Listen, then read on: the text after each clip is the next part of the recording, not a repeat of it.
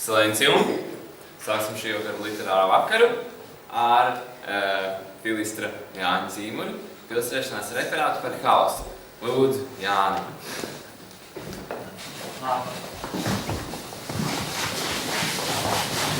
Slēdzimies referātu. Es šeit stāvēju gadus, es jau vairs neatceros, cik atpakaļ pieņemsim kā 8 līdzīgi un stāstīju par kaut ko pilnīgi citādāku. Tagad esmu nedaudz vairāk zināšanas ieguvis un cerams pastāstīšu nedaudz labāk nekā tajā reizē, kad tas sanāca. Kāpēc haoss? Nodarbojos ar magnētiskām daļiņām, rēķinu vienādojumus un nevienmēr vienādojumi ir atrisināmi kā stabili, jeb kā es viņus gaidītu. Reizēm tur mēdz gadīties haoss un tad man to nācās papētīt dziļāk un tāpēc es gribētu arī to pastāstīt jums.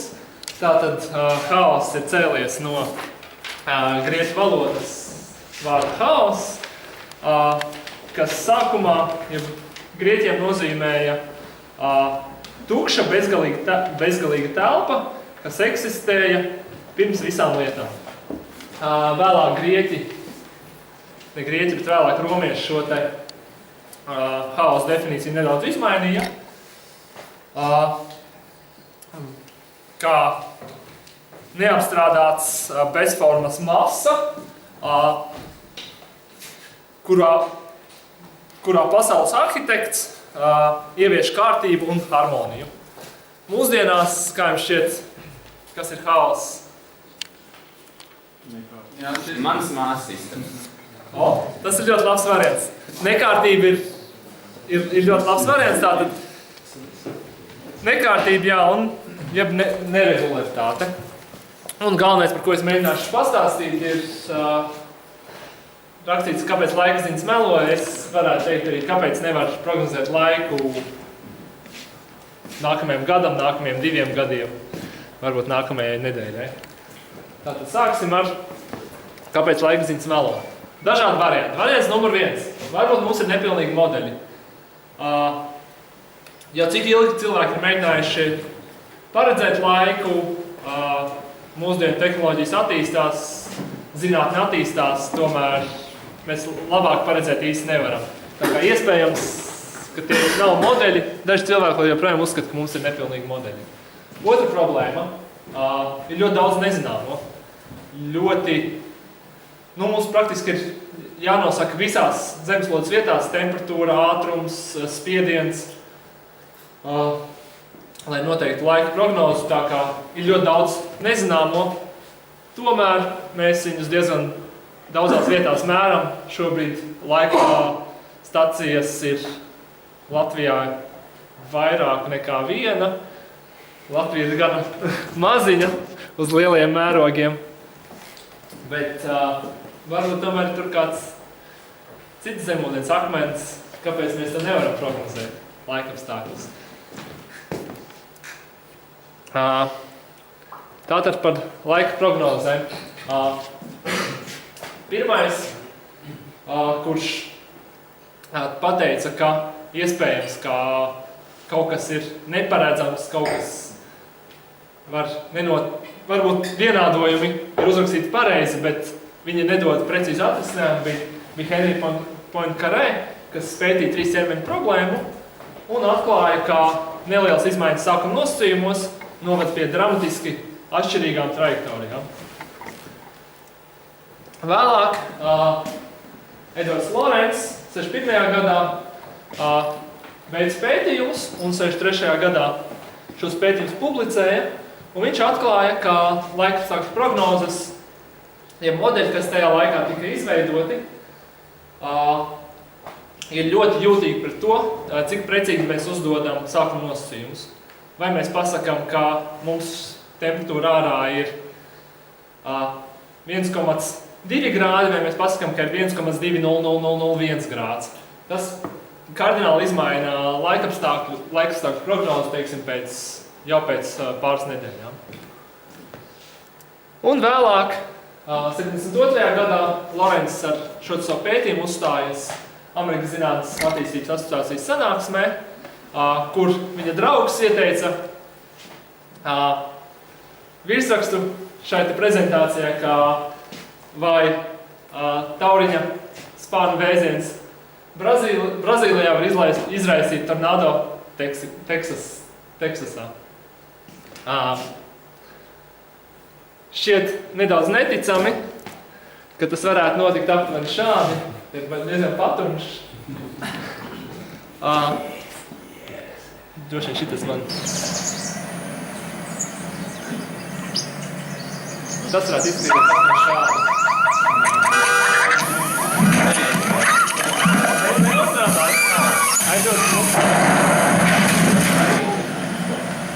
Izklausās man noteikti. Tā. Pārāds viņu uz otru ekrānu. Šito ekrānu, jā, jūs vajag. Es uzlaidīsim visu. Ko? Es ceru, ka nē. Jā, es roku tiek.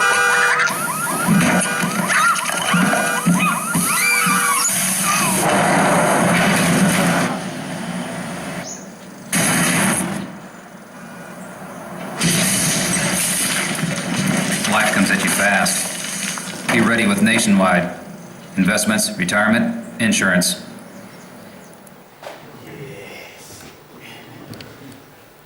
Tātad dzīve mēs būtu neparedzama. Tātad to sauc mūsdienās to cilvēku mēs dēvēt par tauriņa efektu. Gan tas, kas filmā parādīts, gan tas, ko Lorenss teica par spārnu vēzienu Brazīlijā, kas izraisa tornado Teksasā. Tātad svarīgākās lietas, kas ir šim tauriņa efektam, ir tā, ka nelielas izmaiņas sākuma nosacījumos izraisa dramatiskas izmaiņas beigu rezultātā. Šī gadījumā, kas notiek ar māju. Pamēģināsim dažas problēmas, kā tas izskatītos.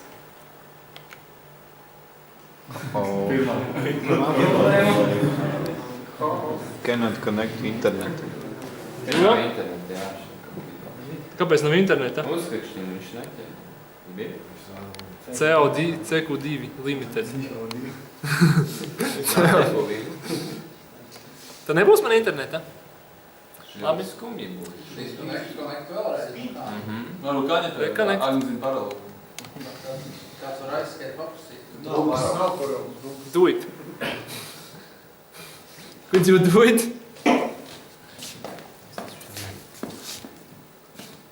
O, tu pieskāries un aizgāji. Aizgāja. Vai reiz pieskāros? Nē. Tur mēs palikām. Viņš tieši no sākuma palaidīs. Varētu būt. Jā, viņš no sākuma palaidīs. Mēs tikām. 3 ķermeņa problēmām. Ops. Un mums atverās vai neatverās. Atverās otrā pusē. Nu, gan tu. Tā, un tā.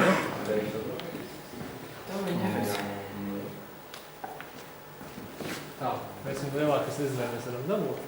Control plus. Kontrol. Kontrols. Jā. O. Tā. Ļoti smuki. Tātad te, kur ir viena daļiņa. Šeit ir divi lieli masīvi objekti. Sauksim viņus šoreiz pa saulēm. Un skatāmies, kāda ir iespējama viena trajektorija. Tātad, ir kaut kāda trajektorija, viņa sākumā kustas ap vienu sauli. Pēc kaut kāda laika viņa iespējams aizlidos pie otras saules. Mēs viņu apturēšu. Es palaidīšu no sākuma. Un es pielikšu, ka mums ir nevis viena daļiņa, bet 2 daļiņas. 2 daļiņas, viņas nedaudz viena nobīdīt no otras. Viņas ir praktiski šeit izskatās kā viena daļiņa. Uzreiz 4, laižam uzreiz 4. Labi, te ir 4 daļiņas. Viņas sākumā atrodas praktiski blakus. Uzliet labāk 2 vienkārši. Un skatāmies, iet laiks, jā, ir 4 daļiņas. Viņas sākumā it kā vēl joprojām ir tuvu. Bet, kā redzam, viņas visu laiku it kā nedaudz attālinās. Ok, šeit atkal piegāja klāt. Un ir moments, kad viņas paņem vienkārši atomus dramatiski palielinās ar viņām. Un pēc tam viņas sāk uzvesties kā praktiski 4 pilnīgi dažādas daļiņas. Viņi vienu otru ietekmē? Nē. Viņas vienu otru neietekmē. Ietekmē tikai šie 2 lielie objekti. Šis ir Saule. Tiešām tāda reāla, un tiešām tā ir. Tas viss ir reāls. Tā ir 3 ķermeņa problēma, kuru cilvēki vēl līdz šai baltai dienai uzskata par problēmu. Ja viņi būtu 2, tad Nē, viens ar otru bija. Tā notiek. Tuvu Saulei ir kustība ātrāk, tālāk no Saules ir lēnāk, jo gravitācija tālāk ir mazāk. Tur stipri pārzināt. Bet viņš jau aizlūdz kosmosā vispār uz otru. Ievilkšanas vai kosmos pārzināt. Viņām ir ātrums par mazu, lai viņas aizlidot kaut kur tālāk. Saule viņus nepievērs. Kāpēc viņus nesaņems? Tā, tur man pelīt palika. Es saku, šī pusē.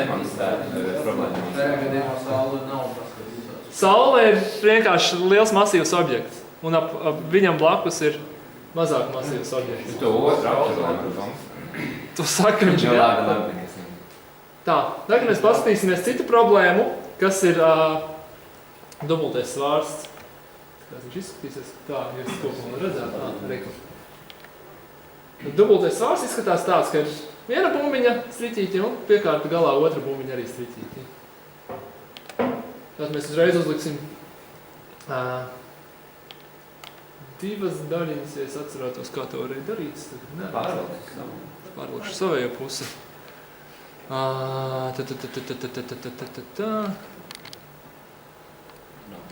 Tā reka plusiņš bija, jā.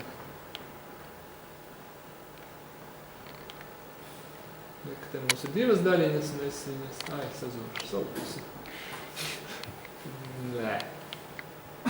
Es atvainojos. Tā, es viņas uzlikšu.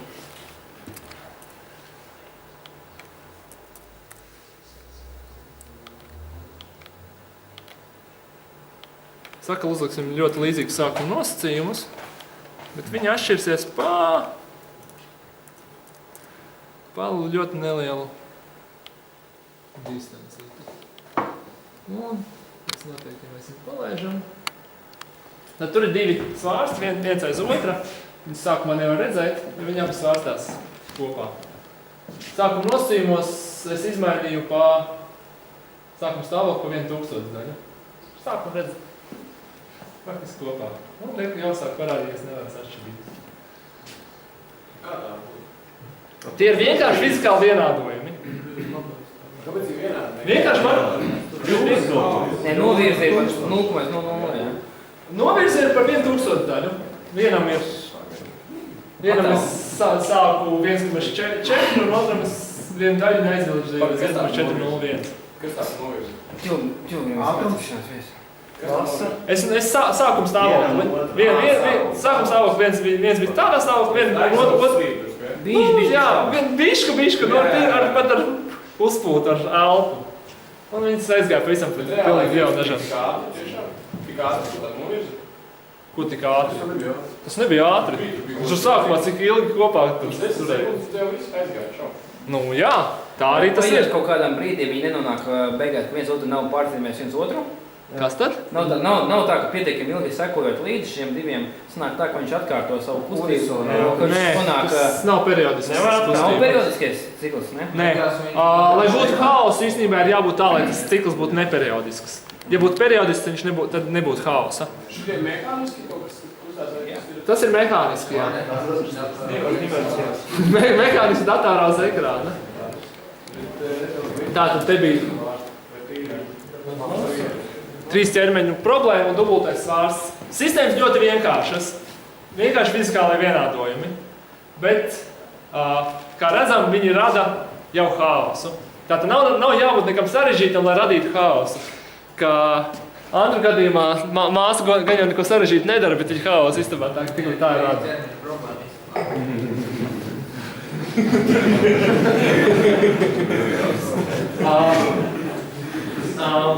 Roberts Veiss 76. gadā teica, ka,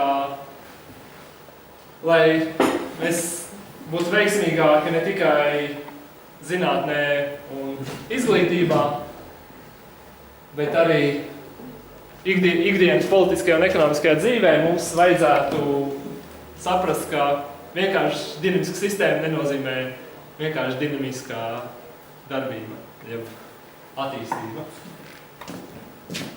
Tas nenozīmē, ka ja ir vienkārši sistēmas, nenozīmē, ka arī būs vienkārša uzvedība. Jā. Te es nedaudz parunāšu par to, no kurienes tas vispār rodas. Tātad ir kādas iespējas dinamiskai sistēmai. Dinamiskai sistēmai no mums viens. Mums ir nestabils punkts, no kura viss lido prom. Visas trajektorijas dodas projām. Tad ir otrā iespēja, ka mums ir sadalpunkts, ka no vienas puses mums ir kā nāk klāt, un no otras puses mums ir kā mūk prom. Un ir trešais variants, ka mums ir stabils punkts, ir punkts, kur visi trajektorijas aiziet. Gadījumā, ja mums ir haoss, tad mums ir kaut kāds sajaukums no šiem te visiem 3 punktiem kopā, un to sauc par dīvainu atraktoru. Pirmā lieta ir tāda, ka viņš ir atraktors, ka viņš pievelk visas trajektorijas pie sevis. Jebkuras tuvas trajektorijas, kas viņam ir, viņš pievelk pie sevis. Bilde nav pārāk laba, bet tā tas ir. Otrs ir tas, ka rezultāts kopa ir ierobežota, ka mums neaizskrien tas uz bezgalību, bet ka mums tas viss paliek kaut kādā noteikta apgabalā. Trešā lieta, kas ir, ko jau mēs redzējām par tiem dubulto svārstu un 3 ķermeņu problēmu, ka mums blakus punkti, kas atrodas ļoti tuvu viens otram, attālinās. Ejot laikam, viņi attālinās viens no otra. Un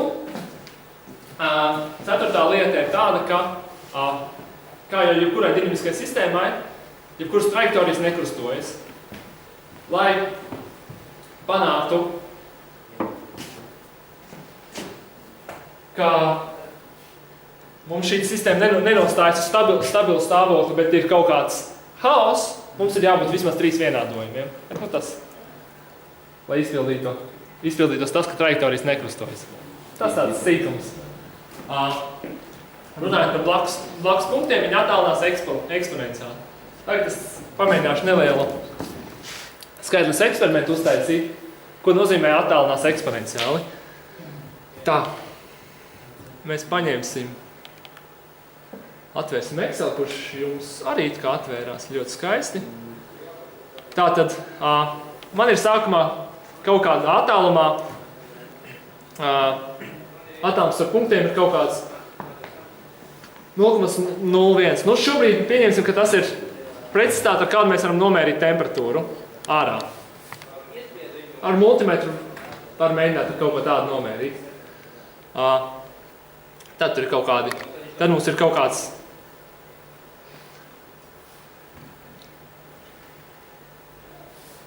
tā. Tagad sajauc, ko es tagad daru.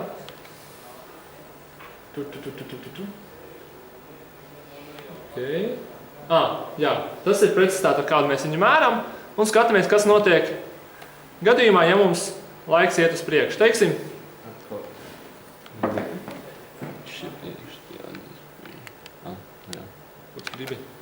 man viss strādā. Skatīsimies, kas notiks uz priekšu, un redzam, ka mūsu precizitāte ievērojami pasliktinās. Tur tālāk redzam, ka parādās kaut kādi. Tā, mēs pamēģināsim izdarīt šitā. Tā nestrādā. Labi. Kā redzam, jau otrajā dienā mums precizitāte mazāk par 1 grādu, tas nozīmē, mēs temperatūru jau praktiski nevaram nomērīt. Es ļoti atvainojos. Jā. Man maksāt roku. Kurš saprata? Te ir miljonus gados.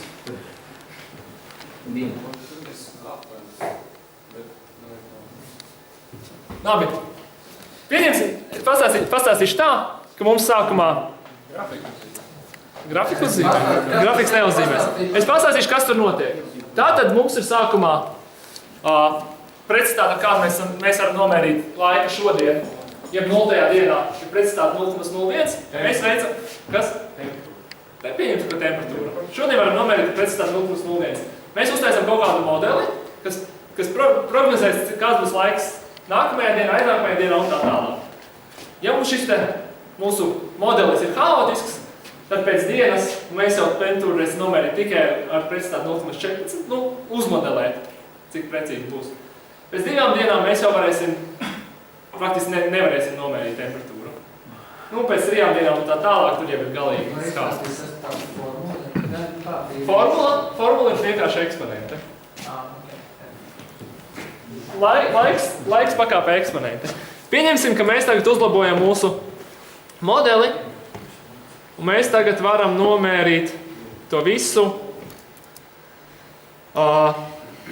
miljārds reizes labāk. -6. reizē.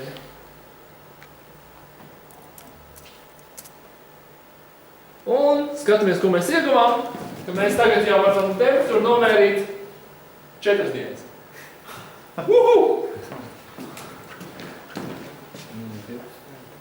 Tas arī reāli ir tas, kas notiek un kāpēc reāli nevar nomērīt laika prognozi, jo laiks acīm redzami uzvedās eksponenciāli. Uzlabojot mūsu mērījumu precizitāti par ievērojumu lielumu, mēs laiku esam ieguvuši uzlabojumu tikai nedaudz. Kāpēc eksponenciāli laiks uzvedās? Kāpēc eksponenciāli? Kāpēc pēkšņi tā ir? Tā ir sarežģītākā funkcija, ko mēs varam izdomāt un ko ir viegli parādīt, bet varbūt laiks nereaģē eksponenciāli. Tas ir lineārās atbildes modelim. Tur būs eksponenti. Eksponenti ir tas, kas ir vienkārši diferenciāli piedāvājumu atrisinājums ir eksponenti. Tas ir, ja mēs sistēmu linearizējam, tad būs eksponenti. Ja nē? Kādi jautājums pēc tam? Par to pēc tam. Es varu kaut kur noteikti slaidi sākt? Ar shiftu? Labi, mēs iziesim cauri visam slaidam. Wow! Arī tas var. Tad, ko mēs ieguvām? Ka, ja mēs reāli uzlabojam mūsu mērīšanas precizitāti, tas tik un tā mums nedod uzlabojumu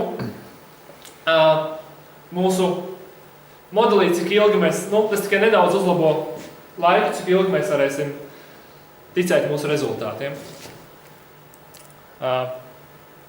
Tagad es nedaudz parādīšu dažus piemērus par haosu.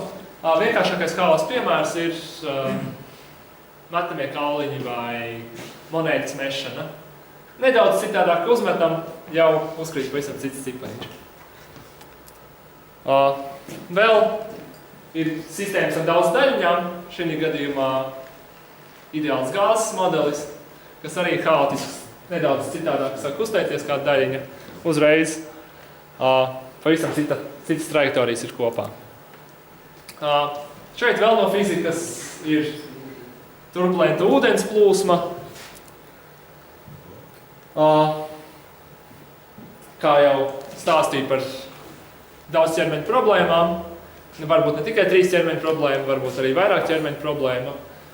Saules sistēma ir labs daudz ķermeņu problēmas piemērs, bet ir tā, ka tās planētas atrodas gana tālu viena no otras, kā rezultātā viņš atrodas stabilā stāvoklī, nevis haotiskā.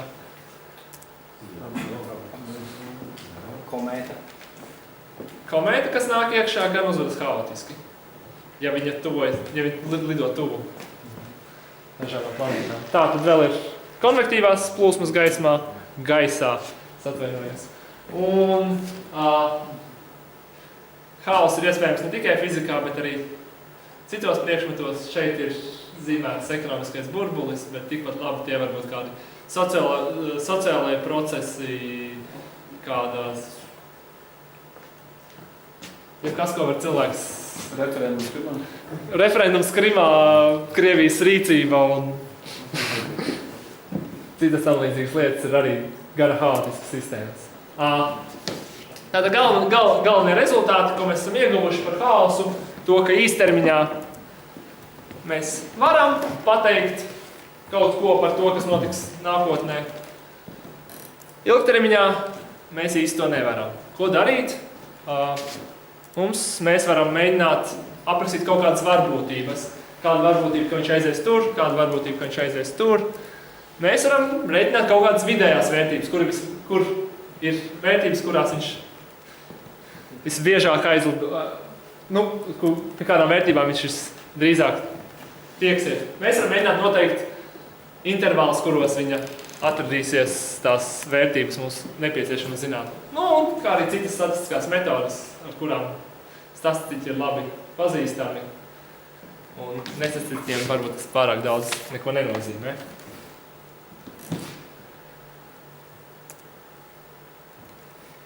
Tālāk es gribētu pastāstīt par ļoti svarīgu lietu, kas ir tā saucamā hausa kontrole. Un ap 1950. gadā slavenais matemātiķis Neimans apgalvoja, ka sistēmas mēs varam iedarīt divās klasēs. Pirmās ir stabilas, ir tās, kuras un tās, ko var paredzēt ar datoriem. Un ir otrā klase, kas ir haotiskas, kuras ir iespējams kontrolēt ar datoriem. Tātad ir tikai divi varianti, vai mēs varam paredzēt, vai mēs viņus varam kontrolēt. Ko nozīmē kontrolēt? Tas nozīmē, ka mums ir ļoti daudz orbītas. Mēs tagad paņemam un izvēlamies orbītu, kur mēs gribētu. Orbīta tas ir tāds, nevis orbīta, var teikt arī trajektorija. Mēs izvēlamies trajektoriju, par kur mēs gribam pārvietoties. Krievijas gadījumā grib ieņemt Krimu. Mēs sagaidām atbilstošs nosacījums, kad iestājas noteiktais stāvoklis, un tad manipulējam ar mūsu esošajiem instrumentiem, lai nonāktu pie dotā rezultāta. Vai cilvēki to jau ir darījuši? Protams, cilvēki ir nodarbojušies ar hausa kontroli. Fizikā labs piemērs ir amerikāņu kosmosa ekspedīcija, kur viņi, izmantojot šo jau slaveno trīsķermeņu problēmu, sistēmā Zeme-Mēnesis, izmantojot sistēmu Zeme-Mēnesis, viņi ielaida šajā sistēmā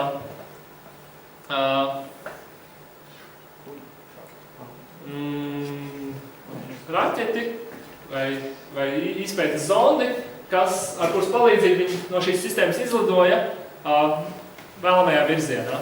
Ja šī gadījumā virzienā uz komētu, nemāku izlasīt, Gaumbiri Cimer. Un tas notika jau tālajā 85. gadā. Tā kā hausu kontrolēt cilvēki māk un to izmanto.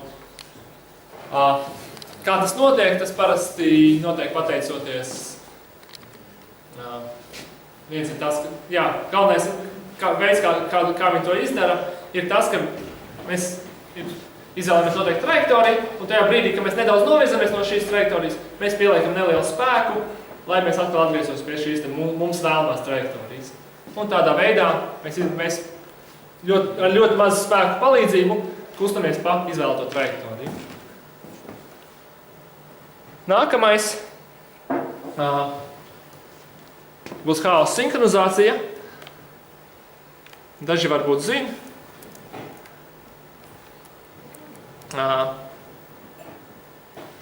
Ka daudzas fizikālās sistēmas mēdz sinhronizēties.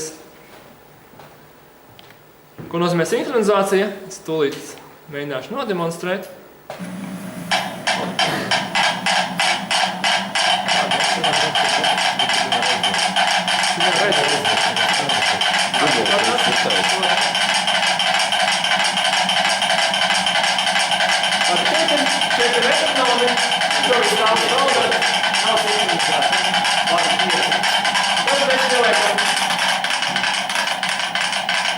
Sinhronizāciju mēs uzliekam mums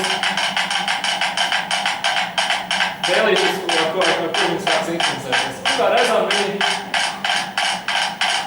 netinām smuki. Ja viņiem parametri ir vienādi, tad viņi sāk sinhronizēties. Ja parametri nedaudz atšķirās, Tad var redzēt, ka parādās neliela sitieni. Šī te metronoma parādās sitieni. Viņš visu brīdi nedaudz izvirzās no šī te pārējo metronoma sinhronizācijas. Tā ir sinhronizācija. Tā mēdz sistēma sinhronizēties, ja parametri ir vienādi vai ļoti līdzīgi. Šādi sinhronizējas ne tikai šāds svārsti, šādi sinhronizējas arī haotiskas sistēmas. Debeskrāpņiem, kur tie ūdeņi ir iekšā, viss, kas ir līdzīgs jau. Protams, pieliek kaut kādas mūsas ar ūdeņiem, un tad viņi pretvēji kustās. Vējš tur iepūš, un viņš izsinhronizē. We demonstrate here how chaos Ticu, ka nē. Es ticu, ka tur ir, ja tu and the domā... true circuit can be used in a secure Tas ir- communication system. Par to bišķi vēl. Šeit būs parādīts, kā The input signal is scrambled by the chaos in the true circuit in the transmitter. The scrambled signal is then transmitted through the channel. At the receiving end, an identical true circuit descrambled the signal through the process of chaotic synchronization, thereby recovering the input signal at the output. Rada. Un vienu perturbējumu kaut kādu ieejas signālu, pēc tam Here we show the transmitter circuit and the receiver circuit. The transmitted signal is being transmitted through this coaxial cable. As can be seen, the construction of both the transmitter and the receiver is very simple and can be built using off-the-shelf components. The input signal will come from this audio tape player. First, let us listen to the input signal, a selection by Mozart.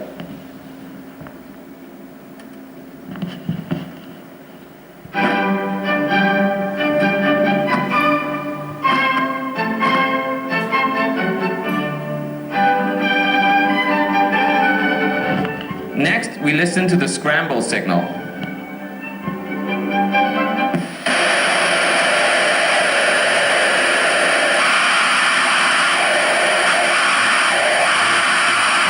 Note that the music is not distinguishable from the chaotic noise.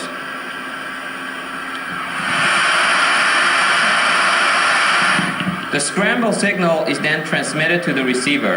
Let us now listen to the descramble signal from the receiver.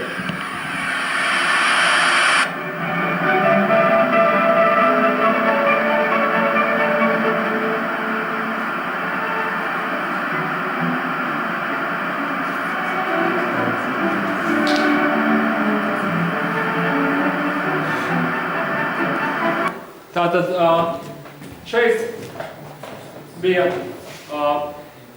viens haotisks, haosu radošs sistēma, otra haosu radoša sistēma, kuras savā starpā sinhronizējās, un tajā brīdī, kad mēs vienu nedaudz izsitam no šī līdzsvara, otru ļoti labi sajūt šo izmaiņu un dod ārā šo rezultātu. Bet pa vidu tas izklausās pēc haosa, jo viņas komunicē savā starpā ar haosu. Šis te sinhronizācija notiek caur haosu.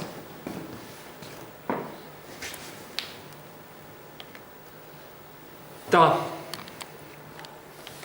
Kas man tur bija tālāk? Šitais bija tas, kas man īsti nestrādāja. Vēl ir tāda lieta kā haosa spēle.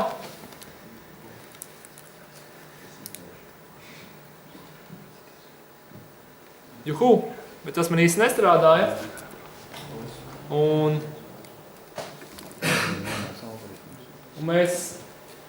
es nobeigšu ar fraktāļiem, kā mēs no haosa tiekam pie fraktāļiem, man palika aizkadra.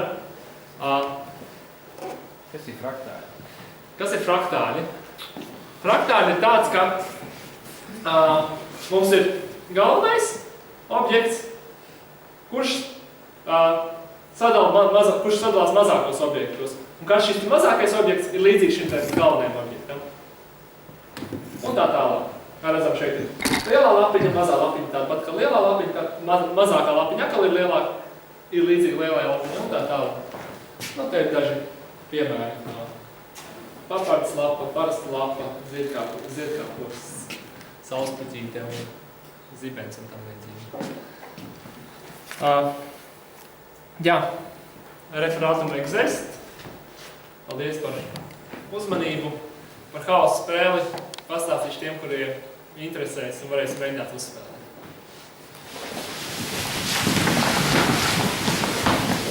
Jā, labi, tad no manas puses vēl daži vārdi par haosa pielietošanu.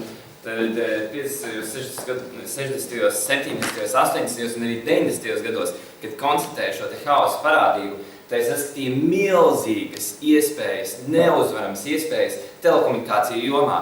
Tad haosa, teiksim, ja jūs šifrējat kaut kādu informāciju ar haosu, tad to nevar atšķirt no trokšņa apkārtējā. Tad vēl haosa signāli savā starpā nekorelē, kā rezultātā jūs paralēli varētu laist bezgalīgi daudz signālus, un viņi viens otram netraucētu. Tas nodrošinātu daudz lielākus bezvadu internetu, teiksim, ātrumus. Jā, jūs varat sist cauri paralēli paketes, viņas citu nedzēš, nav trokšņa. Diemžēl īpaši labi tajā lietā neveicas, jo nevar laist tikai to signālu, viņam ir jālaiž tas pavadtonis, jā. Tas drusciņ to visu lietu nobremzē, bet principā haosam varētu telekomunikācijās būt milzīgas iespējas. Tā, vai kādam ir jautājumi? Gunār? Man jautājums varētu būt tāds, vai zinātnieki domā, ko var pateikt par kaut kādu absolūto haosu, tā kā entropija un eternum, vai tāds eksistē un teorētiķi par to spriež. Jo tas, kas man patīk, un es varu pareklamēt arī vienu grāmatu, kas ir Edgars Siliņa grāmata lielās patiesības meklējumos, kur daudz mazas esejas un tēmas arī par haosu. Tas, kas tur tika populāri zinātniskā veidā apskatīts, ir, ka pamatā visa pasaule, mums, teiksim, zināmais universs, darbojas haotiskā determinisma ietvaros. Tas ir, ko tu pieminēji par atraktoriem, ka it kā tās kustības viss, teiksim, ir haotiski, bet nevar tā, ka jebkas aizskrien bezgalībā, ka tas ir kaut kādā veidā tomēr ierobežots. Teiksim, tavs komentārs par to, vai tiešām pilnīgi viss visās sfērās darbojas tajā haotiskā determinisma ietvaros. Vai par to esi saskāries? Daļēji es tev piekrītu, ka viss ir haotiskā determinismā, bet vai viss tas ir jautājums? To, ka dabā ir novērojams haotiskā determinisms, tā ir taisnība. Teiksim, visas šīs fraktāļu uzbūves, tas ir reāli saistīts ar to, ka ir haoss, plus ir kaut kāds rāmis, kurā tas ir ielikts, un tad viņš spēj izgaismoties tikai noteiktos veidos, un viņiem ir jābūt sev līdzīgiem, kā rezultātā tas ir fraktāļveidīgi. Tas ir no dabas, no cilvēkiem un citām lietām. Ir ļoti daudz miedarbības, ļoti daudz objekti, kas ļoti varbūtīgi noved pie haosa. Ļoti liela varbūtība, ka tas ir haoss, bet iespējams, ka nē. To var aprakstīt ar haosu, bet vai tas ir haoss, tas ir jautājums. Lās, paldies, kurš bija pirmais? Mitels vai Arnis? Mitels, ārdomā. Labi, Arnis. Okay. Man ir tik daudz jautājumu, ka es nevienu no viņiem neuzdošu, bet tas pēdējais jautājums radās no iepriekšējā jautājuma. Tad kā mēs ģenerējam šo te haosu? Jo es zinu, ka randomu ģenerēt ir ļoti sarežģīti, un kā, jo tādu patiesu randomu, tādu īstu, kas tiešām ir patvaļīgs rezultāts, teiksim, jo tas, kā, teiksim, kaut ko mēs ģenerējam, un mums liekas, ka tie ir patvaļīgie skaitļi, viņi bieži vien sāk cikloties, viņiem bieži vien visādas citādas problēmas, viss kaut kas, un viņi nemaz nav patvaļīgi. Jautājums ir, kā, jo tu saki, kad ir kaut kāda varbūtība, kā ģenerēt šo te haosu. Kā mēs varam būt pārliecināti, ka tas, piemēram, tas pats scramble signāls, kas tur bija varbūt, ka viņš nav haoss. Vai tā nav problēma?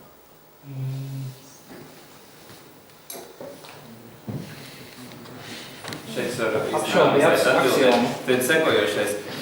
Haoss ir iespējams tādās, teiksim, matemātiski runājot, tādās vienādojuma sistēmās, kuras ir trešās vai augstākas kārtas diferenciāli vienādojuma sistēmas, kurām vēl dažas tur īpašības izpildās. Viens haotisks piemērs ir sākumā mēs izdomājam, ir tik un tik sienāži un tik zāles, tad pēc gada sienāži ir apēduši daļu zāles savairojušies, bet zāles ir kļūst mazāk. Pēc tam nākamajā gadā pusi ir atmiruši, tāpēc, ka visiem zāles nepietika, un to var aprakstīt ar ļoti vienkāršu vienādojumu sistēmiņu, jā, ar tur pāris saskaitāmiem, bet tā uzvedas haotiski pie attiecīgiem tur kaut kādiem sākuma nosacījumiem. Līdz ar to patiesībā skaitliski ģenerēt haosu nemaz nebūtu tik sarežģīti. Tā ir definīcija, ko tikko nosauc. Tātad, izdomāt trešās kārtas diferenciālu vienādojumu, varbūt viņš būs haotisks. Un, kā bet, ja Jānis viņš pirms ir... tam teica, ar ļoti lielu varbūtību iespējams, ka tas būs haoss. Ja? Nē. Nu, Vai nu viņš ir haotisks, vai nu nav. Un viss, nu. Pēc cik ilgu laiku mēs paskatām, ka viņš ir haotisks? To parasti tie, kas ir gudri ļoti, tie uzreiz pasaka, vai tas ir vai nav. Es neesmu speciāli mācījies, bet...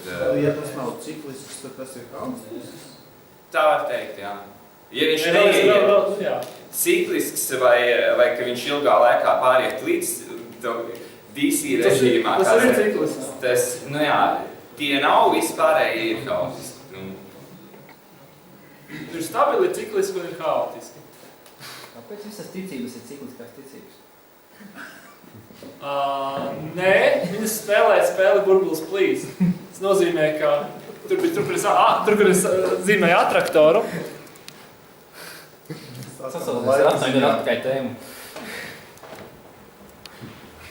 Atraktors man diemžēl baigi kustās, bet viņam ir parasti ir divi nestabili stāvokļi, starp kuriem viņš lēkā turp atpakaļ.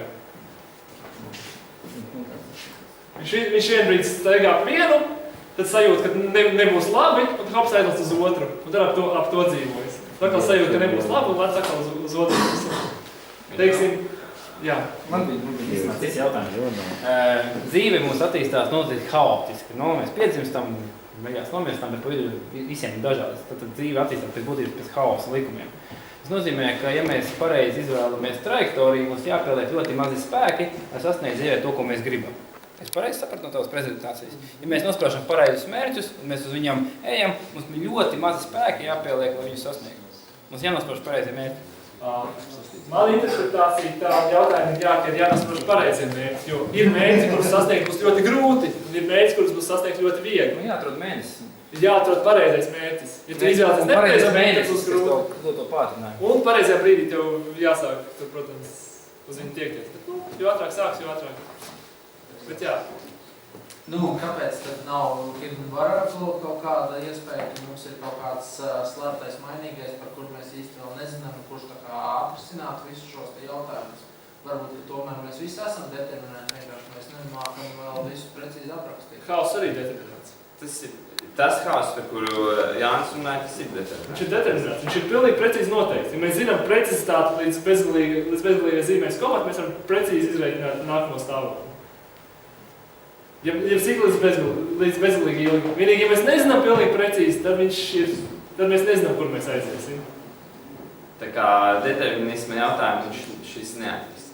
Tas par to, ko tu tikko teici, tas tā kā tā, jā. Vienādojumi ir pilnīgi precīzi. Viņi tikai aiziet pa dažādiem ceļiem, ja mēs nedaudz izmainām sākuma nosacījumus, bet viņi ir pilnīgi precīzi. Mēs vienu to pašu sākuma rezultātu. Mēs pārliecināti, ka mums būs pilnīgi precīza precizitāte, tad mēs viņus mācīsim aprakstīt. Jā. Mākliņi. Mēs jau viņus varam aprakstīt. Nav apspriests, ka, piemēram, ja kāds izkost, kā rodas pirmskaitļu virkne, tad to varētu kā atslēgu arī uz hausu attiecināt, jo pirmskaitļus jau arī neviens nezin, kā viņi rodās. 1, 2, 3, 5, 7, viņiem ir lineāra sakarība, bet nav vēl atrasts, kā viņi rodās. Varbūt tas ir hausa pamatā iespējams nākotnē. Tas nav apskatīts. Grūti komentēt, neesmu par to redzējis neko. Ja tas ir saistīts ar fraktāļiem, tad noteikti ir. Tad varētu būt, ja viņiem lineāra sakarība ir kaut kāds pirmskaitļiem. Labi, Rihard. Man konkrēti jautājums par laikapstākļiem. Es pieļauju, ka laikapstākļos viņi ņem vērā iepriekšējo kaut kādu periodu mērījumus un tā arī prognozē turpmākos stādījumus, vai ne? Tā kā ņem vērā. Jā, tad jautājums tāds, vai ir kaut kāds noteikts stāvoklis, balstoties uz iepriekšējiem mērījumiem, ņemot klāt vienādojumus, ka mēs varam jau tuvoties, tādai sakarīgai precizitātei, ka mums ir mērījums un mēs varam pateikt, tādu ievērojami lielums priekš, dienas, 10, nezinu, gadu, vai kaut kā, piemēram, 1000 vienības, vienalga, tā kā 1000 vienības uz priekšu. Nu, to, ko reāli var paredzēt ar šī brīža tehnoloģiem, ko es zinu, ir aptuveni 5 dienas, ko var paredzēt uz priekšu. Tas, kas ir aiz 5 dienām, tas jau ir aptuveni. Tas jau ir ar kaut kādām varbūtībām. Un ir saprast, teiksim, nu, piemēram, es pieļauju, ka tagad mērījumi ir nopēram gadsimtus. Tā kā potenciāli mēs esam mērījuši un pasakām... Pilnīgi vienalga, cik ilgi mēs tur iepriekš esam mērījuši. Mums ir īstenībā ir vajadzīgs sākuma stāvoklis, un uz priekšu mēs varam izmantot modeļus, mēs varam tikt. Jā, tā gribēju saprast, vai ir jēga nozīme iepriekš, nu, cik liela nozīme ir tiem iepriekšējiem mērījumiem? Iepriekšējiem mērījumiem ir jēga, lai mēs noteikti vispār kopu, kurā mums ir jāmeklē rezultāti. Ja mēs izmantojam neirotīklus, apmācam sistēmu, modeli, un pēc tam mums ir svarīgi kāds jautājums. Nekas neizdosies, tad hauss ir nekorelējošs. Tur nav korelācija ar bagātību. Ir zināms, ka neirotīklu dod labāku rezultātu par funkcijām. Es pieņemu, ka jau sen viņus izmanto. No, protams, ka izmanto. Tur noteikti nerēķina. Uz skaitītiem nerēķina noteikti šo laiku. Bet nē, tad nav, tur hauss nekorelē pat pats ar sevi, viņam autokorelācija ir 0, un tā rezultātā nevar prognozēt no iepriekšā. Kas par? Jā, man ir tāds jautājums. Tu teici, ka tiem laikapstākļiem, ka tur dažas dienas jau paiet, un tur jau pilnīgi nevar precīzi mērījumi noteikti. Man radās tāds jautājums, es kaut kādu sen skatījos kaut kādu Discovery channel, un tur stāstīja kaut kādiem zinātniekiem uzdevumu, ka tur vajag paredzēt tur pēc tūkstošiem, ne simtiem, bet tūkstošiem vairākiem gadu, nu kā iztīsies mūsu zemeslode. Un es atceros, ka viņi tā kā tur izpētīja un tur visu tā kā kaut ko rēķināja, tur viņi pateica, ka būs milzīgi pangi, kā viņi tur sauc, ka visi kontinenti tā kā sanāk kopā, izdomāja tur pat jaunus tur visādus laikapstākļus, ka tur būs milzīgi citi visādi tornado jauni, kā viņi to spēja. Noteikti, ja jau Hāls pats pateica, ka jau pēc dažām dienām jau viss paliek nenosakāms, kā viņi par kaut ko tik lielu noteikti tādā gadījumā? Viņi pēta nevis tendences, kas ir laika prognozēm nepieciešams, kas notiks nākamajā dienā pēc tam. Viņi pēta klimata izmaiņas. Klimata tas jau ir kopums laikapstākļiem, kāda ir iespējami. Kā izmainīsies šis klimats. Kā viņi spēja prognozēt tik ilgi uz priekšu, tas, protams, ir jautājums viņiem, jo ko viņi tur ņem vērā, jo tur ir haoss, un tas man šeit, manuprāt, tas nav iespējams. Tas ir kā kaut kā dīvaini, ka viņi kaut tūkstošiem gadus priekšu var paredzēt bez mazliet kādu tur laikapstākļu, bez mazliet mums. Nu, viņi vienu no N1000 variantiem izvēlējās. Nu, tā. Man tāds jautājums tur kaut kad laikam par agrāk tur laikziņās, tur bez beigās rādīja laika vērotāji, tur pierakstus un viņa analīzes, tad, teiksim, principā pēc pagātnes datiem nav nekāda loģiska iemesla prognozēt, kāds būs laiks, teiksim, nezinu, vienā gadā meķeņos un nākamā gadā meķeņos. Vai jāņos, vai es nezinu. To aptuveni pateikt, ka būs no -20 līdz... Nu jā, teiksim, laikam dos pasaka šeit... Visu laiku, ko saka šie laika vērotāji, principā nav viņam nekā zināts izskatās, kāds viņam būs jāskatās. Ar kaut kādu pretstātu droši vien ir, bet tā ir gana zāle. Apskaties, redz, kur tas atkārtoši.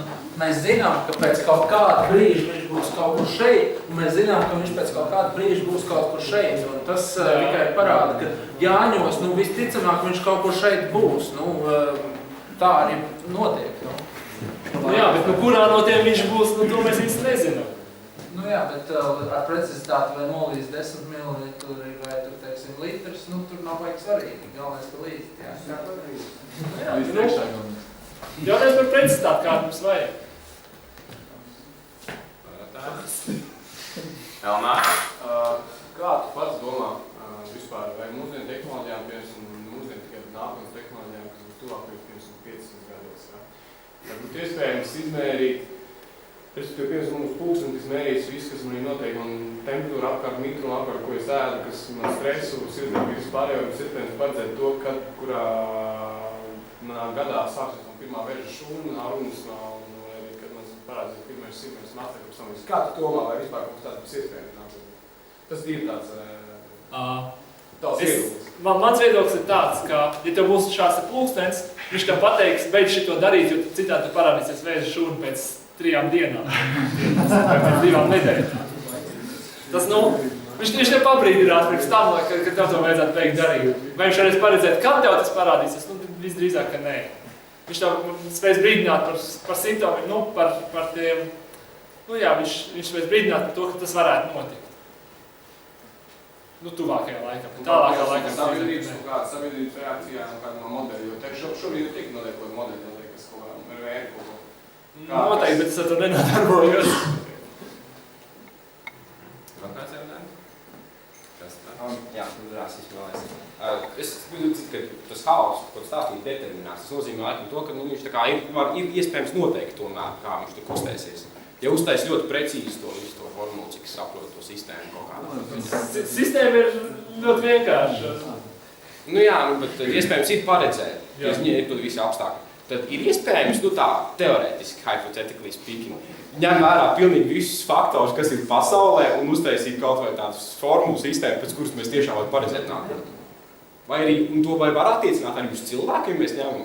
Ja mēs ņemam visu, kādos apstākļos viņš dzīvo, kas viņu ietekmē, kas viņš ir dzimis, kā viņš visu ņem vērā. Vai ir iespējams kaut vai cilvēku paredzēt? Jautājums ir saprasts. Mana atbilde būtu, tev vajadzētu visas pasaules enerģiju, lai to izreikinātu. Jāni, tu vari atbildēt. Arī es piedalīties. Tā ir atbilde. Es negribēju par kvantu skaidrošanu runāt, bet ir pierādīts, ka ir procesi, kurus nevar aprakstīt. Pat ja mums ir zināms viss, ko mēs gribam zināt, ir procesi, kurus nevar aprakstīt loģiskā veidā. Tas ir jau kvantu pasauli, tad, kad mēs par ļoti, ļoti maziņām lietiņām runājam, tad ir kaut kāds tāds process, kuru nevar aprakstīt.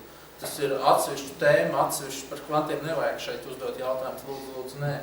Tas ir atsevišķu zinātniska referāta tēma, bet ir, ja mēs skatāmies ļoti mazās daļiņās, tad ir tādi procesi, kurus nevar aprakstīt. Tas ir zinātniski, eksperimentāli visādi stāvti pierādīt. Nav iespējams.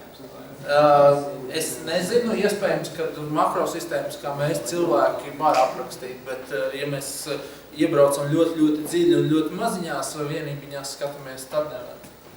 Gribu zināt, vai tu mirsi. Vai ļoti liela varbūt. Cikos ir galvā. Pirms pēdējais jautājums. Ok, viss tā teorija skaidra.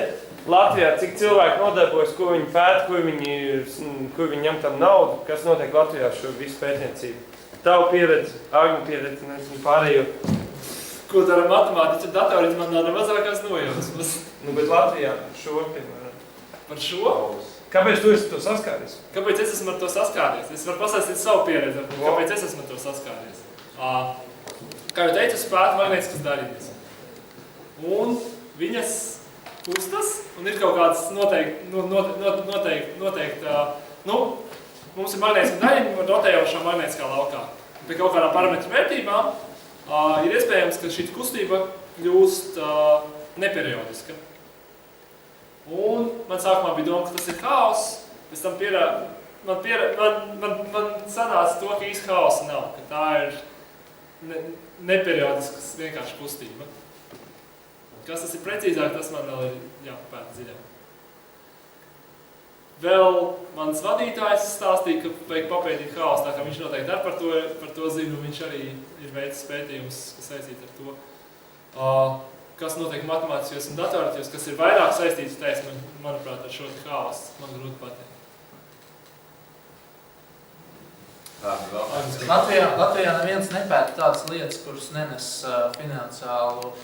Daži pēta, bet principā visām lietām ir kaut kāds jēdzīgs pamatojums, un tam ir jābūt piesaistītam pie kaut kādām inovācijām, pie kaut kādām peļņu nesošām lietām. Tāpēc ar teorētiskiem pētījumiem ļoti maz cilvēki nodarbojās, un tie, kas nodarbojās, bieži vien viņi tā kā to nedara zinātniski, viņi pēta tur kaut kādu ūdens struktūru un kaut ko tādu, un tas ir tikai nepārāk zinātniski, teiksim tā. Bet jā, datorikā un matemātikā tās sistēmas, labi. Jā. Labi, jautājumi vēl ir? Jautājumi vairāk nav. Paldies, Jāni. Bet